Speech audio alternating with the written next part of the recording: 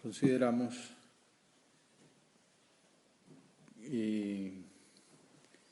una escena singular, llamativa, tanto que algunos códices antiguos del Evangelio la omiten, del Evangelio de San Juan. Es como si los editores se sintieran escandalizados por lo que allí se narra, por la actuación de Jesús. Pareciera como si les diera miedo tanta misericordia. Sin embargo, la Iglesia siempre la ha considerado una escena canónica que forma parte de la revelación cristiana, inspirada por el Espíritu Santo. Comienza así el capítulo 8 de San Juan. Jesús se retiró al monte de los olivos. Sabemos que acostumbraba ir a rezar allí y allí rezaría en la última noche de su vida. Al amanecer se presentó de nuevo en el templo y todo el pueblo acudía a él. Nos imaginamos la escena, Jesús un poco trasnochado por haber estado rezando allí en los olivos, la caminata no muy larga hasta el templo de Jerusalén, la multitud de personas escuchándolo, sedientas de su doctrina, y sentándose les enseñaba. Tú, Señor, nos das ejemplo de oración y de amor a las almas. Y aquellos habitantes de Jerusalén nos enseñan la importancia de acudir al encuentro contigo para acoger tus enseñanzas, tu doctrina. En medio de esa labor magisterial se empezó a escuchar un barullo que rompía la tranquilidad del templo. Los escribas y los fariseos le traen una mujer sorprendida en adulterio y la pusieron en medio. No deja de ser llamativa y estrambótica la escena.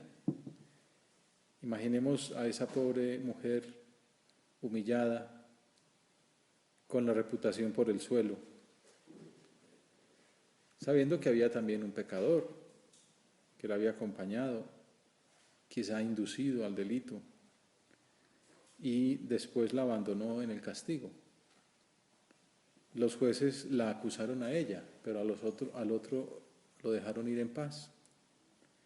Colocándola en medio, le dijeron: Maestro, esta mujer ha sido sorprendida en flagrante adulterio. No conocemos los detalles de la historia, pero imaginamos el consejo de San Bernardo: siempre hemos de pensar bien de las personas, aunque las veamos actuar mal. Muy grande habrá sido la tentación, puede ser la disculpa que se les puede ofrecer. Esta escena del Evangelio nos ayuda a entender la magnitud del pecado. Podemos confrontar la situación de esta mujer con la de otro pecador que hemos contemplado muchas veces, la del hijo pródigo, que terminó cuidando cerdos. Un trabajo para un judío pues totalmente humillante. Ambos experimentaron la abyección, el rechazo de la comunidad a la que los sometió su conducta extraviada. En el momento del placer les pareció que tocaban el cielo con las manos y luego descubrieron que estaban en lo profundo del abismo. Así es la tentación siempre. El diablo nos engaña haciéndonos creer que somos como dioses y luego nos damos cuenta que quedamos expulsados de la comunión con el Señor y con la Iglesia.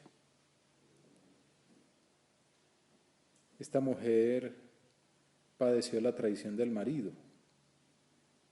Algunos comentaristas suponen que pudo haber caído en una trampa que le tendió el esposo, que la quería repudiar para quedar libre y asumir una nueva esposa con todas las bendiciones de la ley. También la abandonó el cómplice, la abandonaron los vecinos. Siempre el pecado tiene esa dimensión comunitaria y así lo define el catecismo de la Iglesia. Ofensa a Dios y a la Iglesia. Se le hace daño a la comunidad, se le hace daño al cuerpo del que uno forma parte. Y también en su pecado lleva la penitencia, y parte de la penitencia de las consecuencias graves del pecado están el daño tan grave que uno se hace a sí mismo, saber lo que ha hecho, ha metido la pata, dice el refrán popular, ¿no? Como diciendo, no sé, como en el barro, como en el hoyo, como se salió del camino. Estaba creado para grandes cosas, para mirar al infinito, y ha caído en el pozo. Pero también se ha aislado del grupo, de la familia, de la comunidad a la que pertenecía. No sabemos si esta mujer había caído en esa situación por envidia o en venganza. En cualquier caso, este estado es similar al del hijo pródigo, que había caído en una situación inferior a la de los animales más despreciados de la religión judía. Es el escenario de abandono y soledad que padece el pecador, imagen del infierno. Como dice el Concilio Vaticano II, el pecado es, en definitiva, una disminución del hombre mismo que le impide alcanzar la propia plenitud. Mientras la alegría del Evangelio es una llamada a desarrollar todas las potencialidades, a crecer como persona, a llegar lejos, a la perfección, a la excelencia, el pecado es el empequeñecerse, el aniquilarse, el hacerse nada, la destrucción personal y del entorno. Socapa de un supuesto placer, un supuesto autoafirmarse, que no deja de ser un daño muy grande. El pecado es una disminución del hombre mismo, que le impide alcanzar la propia plenitud. Es como un amarrarse y un impedir volar. Se entiende entonces el consejo de San José María. Cuando estemos en un trance de tocar el violón, una manera de decir, meter la pata, hemos de pensar que las consecuencias serán muy molestas.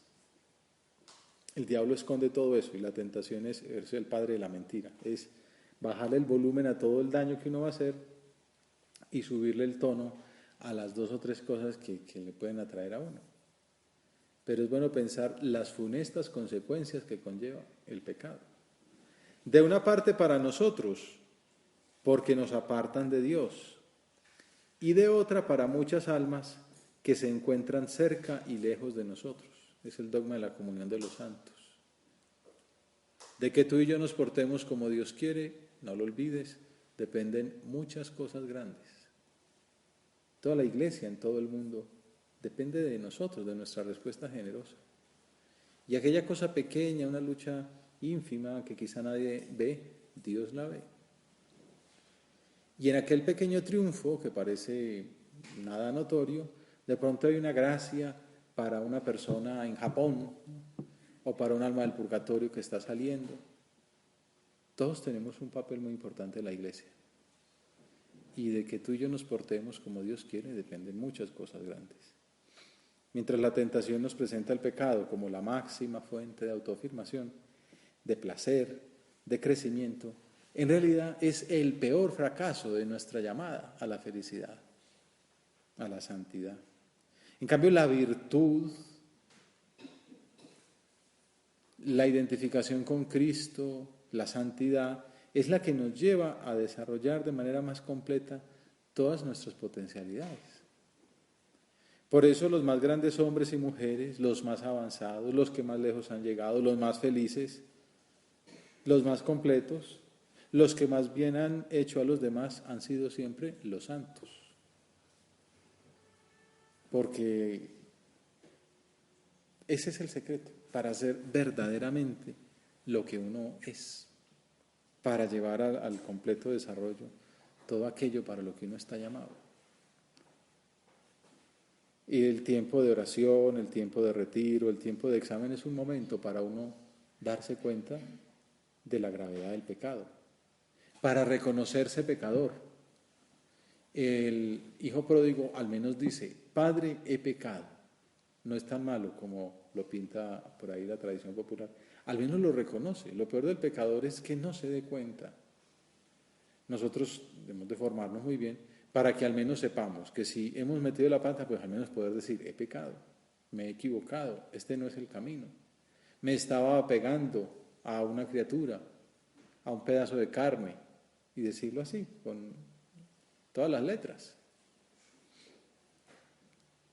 Como decía el cardenal Bergoglio, cuando le preguntaron cómo examinaba su vida y su ministerio delante de Dios, respondía, soy un pecador,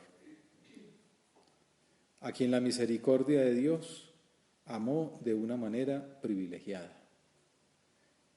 No hay que poner tampoco mucho énfasis dramático en nuestra condición miserable, ni pensar que porque hemos sido pecadores, porque hemos dañado la hoja con nuestros tachones de nuestros malos obrares, no tenemos arreglo.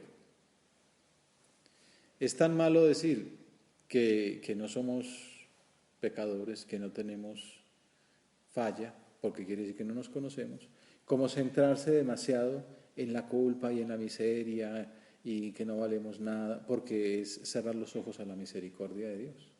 Hay que tener un sano realismo, saber quiénes somos, conocernos, eso se llama el conocimiento propio. Y decir, a mí me talla el zapato por aquí. Eso los mitos siempre muestran la realidad de lo que es el hombre. Entonces cuando se habla del talón de Aquiles, es eso, era un hombre perfecto, potente, un Superman, ¿no? Entonces todavía no se había hablado de Superman, fue una especie de Superman, con grandes poderes, grandes músculos, tumbaba todo lo que le atravesaba. Pero la mitología muestra eso, hombre perfecto no hay, salvo Jesús que es Dios, Dios y hombre. Entonces, este era perfecto porque lo habían bañado en las aguas de un río que tenía poderes especiales, pero para poderlo bañar lo cogieron de los talones, del tendón, y entonces le quedó la huella de los dedos de la señora que lo metió, y entonces alguien descubrió que ese pedacito era su parte vulnerable, y entonces alguien dio el secreto y le tiraron una flecha ahí, y hasta ahí llegó. Pero es una manera de mostrar que todos tenemos un lugar donde nos talla el zapato, la soberbia, la impureza, la comodidad, la pereza. Cada uno tiene que hacerse su radiografía y saber, así es como también la salud. Hay gente que tiene un sistema digestivo que puede comer piedras, pero respira mal. Y hay otros que respiran muy bien, pero les cae mal un tomate. Bueno, cada uno tiene su punto débil. Y entonces pues hay que saberse, conocerse, para saber dónde me talla el zapato, cuál es mi talón de Aquiles, para poner ahí, si yo sé que el problema es el talón, pues hay que poner ahí una capa, un recubrimiento de hierro para que no me caigan las piedras, ¿no? O las flechas. Pero si yo sé que tengo el tendón malo y voy descalzo por la vida, pues una hormiga me puede dañar. Conocerse, el conocimiento propio. Soy un pecador a quien la misericordia de Dios amó de una manera privilegiada. Desde joven, seguía diciendo el Papa, la vida me puso en cargos de gobierno, recién ordenado sacerdote, fui designado maestro de novicios, 2 años y medio después provincial, y tuve que ir aprendiendo sobre la marcha. El Señor lo iba formando para después llegar a tener la carga de la iglesia entera. Tuve que ir aprendiendo sobre la marcha a partir de mis errores, porque eso sí, errores cometí a montones, errores y pecados. Sería falso de mi parte decir que hoy en día pido perdón por los pecados y las ofensas que pude haber cometido, como dicen por ahí los cantantes, ¿no? Dicen, no, yo pido perdón por los pecados y las ofensas que efectivamente cometí. Pues que tengamos esa humildad para reconocernos, que le tengamos miedo al pecado mortal, que mata. Así como uno le tiene miedo, no sé, al ácido sulfúrico, uno no se pone a hacer gárgaras con ácido sulfúrico, ¿no? Porque pues, igual, uno no juega con la tentación, no chapotea con la tentación. Vamos a ver esto qué es. ¿Eso qué es? No, pues no lo veo porque puede ser peligroso. Y el pecado venial deliberado, huirle. Y es lo que dice San José María en el Forja. Ruega al Señor que te conceda toda la sensibilidad necesaria para darte cuenta de la maldad del pecado venial. Como no es mortal, como no me condeno, lo puedo cometer. Es como, a veces le digo a los muchachos, no, a la novia, pues no le pegue, no, yo no la mato, yo le pego solamente, ¿no? Luego hay unas que dicen que, no, pues eso no es amor. No, es que ni con el pétalo de una rosa, dice Amado Nervo, se puede tocar a la novia. Pues con Dios es así. Como no es pecado mortal. Entonces Santa Teresa dice, es como decir, Señor, aunque os pese, haré esto. Ya veo que lo veis y sé que no lo queréis y lo entiendo.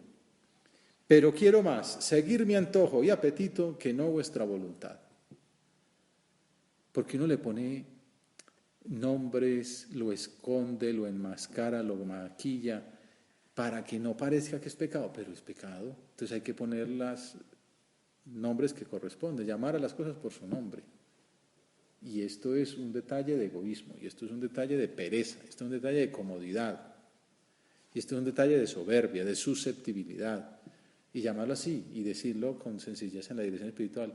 Fui muy susceptible, me dio mucha rabia que hubieran hecho tal cosa. Pero hombre, pues eso no tiene nada de malo. Pero como no me tuvieron en cuenta, por eso soy susceptible. El problema no es de los que no me tuvieron en cuenta, como hay yo que chillo porque quiero ser la sal de todos los platos, ¿no? Y no, hay que aprender a desaparecer. Ruega al Señor que te conceda toda la sensibilidad, ¿no? El amor, para darte cuenta de la maldad del pecado venial, para considerarlo como auténtico y radical enemigo de tu alma, para evitarlo con la gracia de Dios, un regalo de Dios. Señor, dame la gracia para evitar el pecado, para huir de las ocasiones. Muy diferente es la actitud de los acusadores de la mujer adúltera. La ley de Moisés nos manda apedrear a las adúlteras. ¿Tú qué dices? Ese es otro pecado que poco se comenta al meditar la escena de la mujer adúltera. El pecado de los acusadores que miran la paja en el ojo ajeno y no la viga en el propio. Decía don Javier Echevarría, en la dificultad para la comprensión y la compasión influye también la ignorancia de las propias culpas. Y uno se da cuenta de los defectos ajenos porque los tiene. Como el burro que le dice al otro orejón, ¿no? Cuando no se reconocen los pecados personales, se descubren solo las faltas de los demás y se les acusa sin piedad, como quedó patente en el episodio de la mujer adúltera. Entonces esos policías que hay por ahí, policías de la vida, ¿no? Que van descubriendo los delitos, van clasificando a todas las personas por sus pecados y por sus defectos y tal, y tu espejo, ¿qué te dice? No te has mirado al espejo, ¿no? Estos días hablamos de una canción que dice así, si el espejo te mostrara como sos, ¿no? Pero claro, vas y no ves, ahí ves solamente una reina de belleza, ¿no? Pero espera, quitemos aquí 3 capas a ver qué es lo que hay, veamos las cicatrices, ¿no? Pero no, la tapamos, la escondemos y vamos viendo como los acusadores de la mujer adúltera.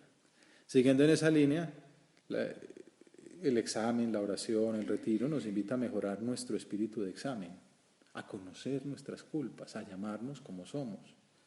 En eso consistía en últimas la falla de los acusadores, que terminaron cayendo en soberbia, en envidia, en deseos de acabar con Dios. Le preguntaban esto, no porque les interesara la santidad de esa mujer, para comprometerlo y poder acusarlo. Nos podía decir, ¿tú qué es lo que quieres? ¿La santidad de vida, la limpieza de costumbres? No, tú lo que quieres es crucificar a Jesús. Y te inventas todo este cuento para encontrar un motivo más para llevarlo a la cruz. Lo que quieres es acabar con Dios. Tú eres un deicida, vas a acabar con Dios, vas a hacer el pecado más grande del mundo y te estás asustando porque una pobre mujer cayó en una tentación.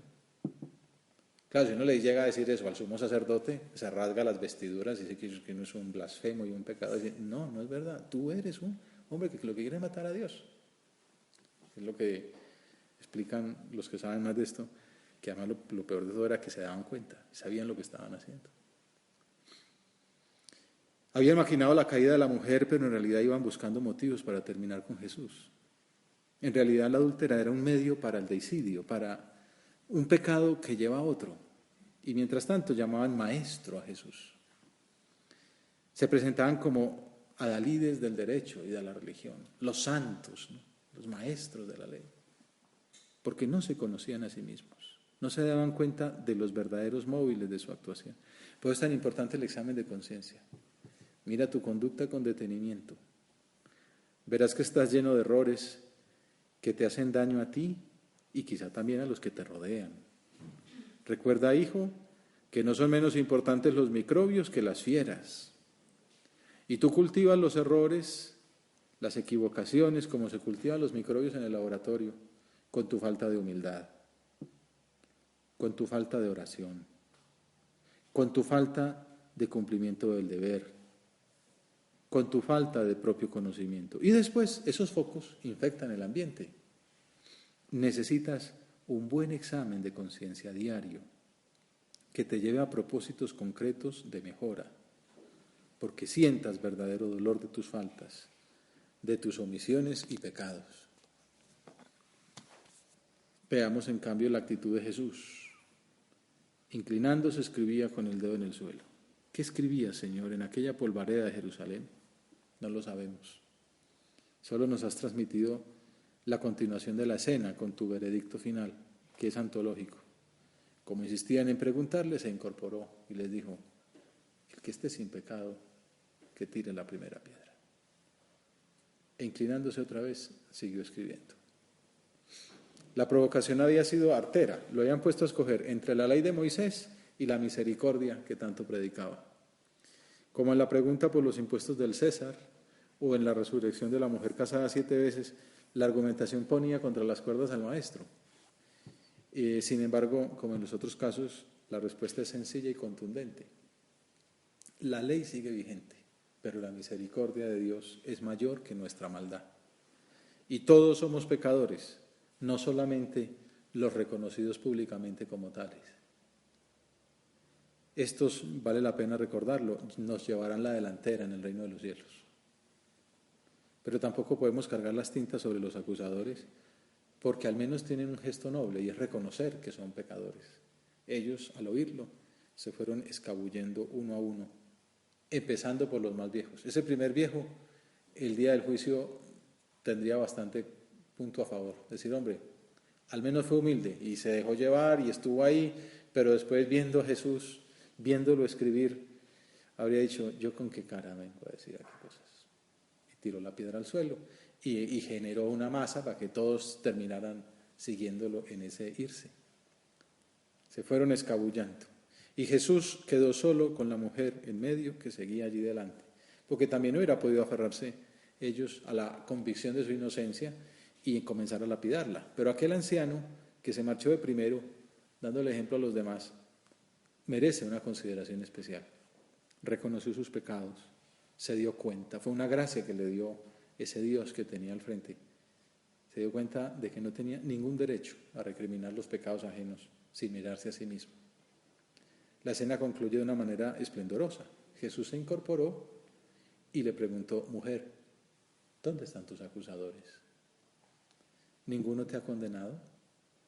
Ella contestó, seguramente entre lágrimas, ¿no? Ninguno, Señor. Jesús dijo, tampoco yo te condeno.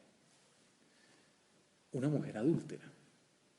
San José María decía, nunca pasa nada. Aunque se mueva el pavimento, solo la infidelidad, romper la unión con Dios es lo grave. Pase lo que pase, si nos arrepentimos, si nos ponemos delante del Señor, reconocemos nuestro pecado, nunca pasa nada. Como ha explicado el Papa Francisco, el rostro de Dios es el de un Padre misericordioso que siempre tiene paciencia.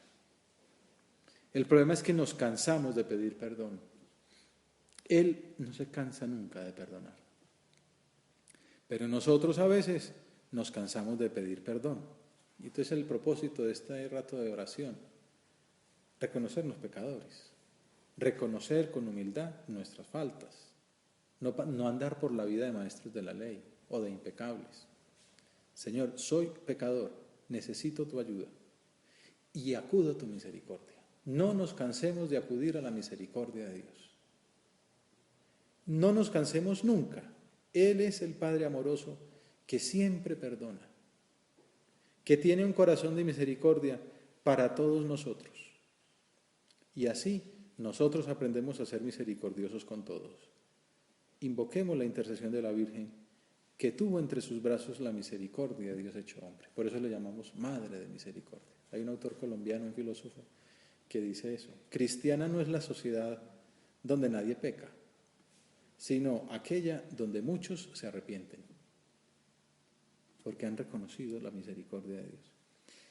Que también nosotros sepamos acudir al sacramento de la misericordia, que seamos dóciles, sinceros en la dirección espiritual, para escuchar como dirigidas a nosotros las palabras del Señor a la mujer adúltera: anda, y en adelante ya no peques más.